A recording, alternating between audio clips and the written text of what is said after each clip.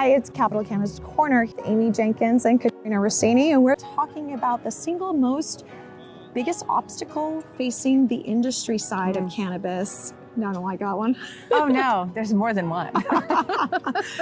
Yes, we are talking to Amy, who has obviously all the updates when it comes to the cannabis space here in California, and she would like to share with us, what is that one thing, if you could pick from the many, that is a problem right now? Well, actually, there's any number, but I'll tell you what a big one last week was tax reduction.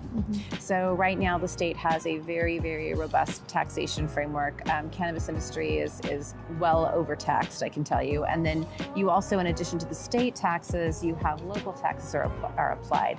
So consumers could go into a shop and pay 4 times the amount they paid prior to the implementation of the legal framework.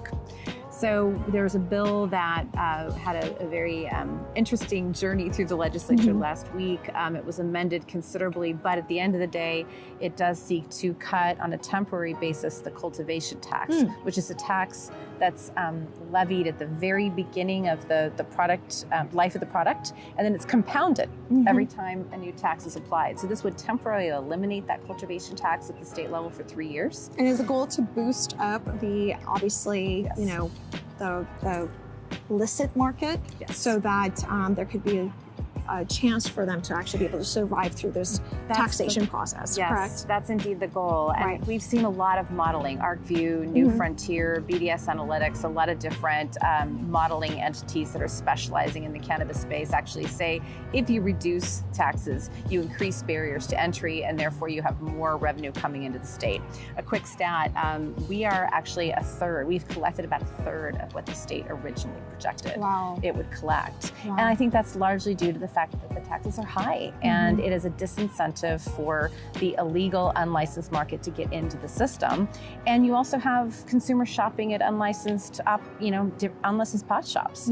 And so reducing taxes, we think, is one of many tools that will, drive consumers into the compliant marketplace, but also drive cannabis operators into the compliant marketplace at the same time. It makes sense. I guess the math always has to add up at the end of the day when it comes to business. And it sounds like with the cannabis sector here in California, do you feel like California is doing enough in regards to the taxation and having these discussions at least and moving in the right direction? Or do you think that there could be more that could be done? I think that more could be done, but it's challenging. I mean, we're in a state that is not compelled to reduce taxes typically.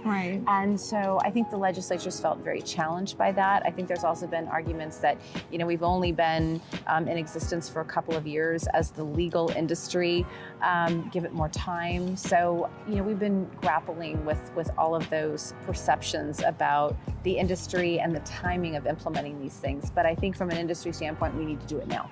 Yeah, it's all happening at the same time. The issues like enforcement, as we were covering earlier, taxation, and actually even the governor with, originally when he was proposing budgets and bringing up even cannabis, if you recall, we had this discussion. His goal when it comes to cannabis has been to obviously get rid of the black market or the illegal market and boost the illicit market. So again, it sounds like more is happening here in Sacramento, California. Amy is bringing it to you. Keep adding and following us. Thanks for your support. Thank you.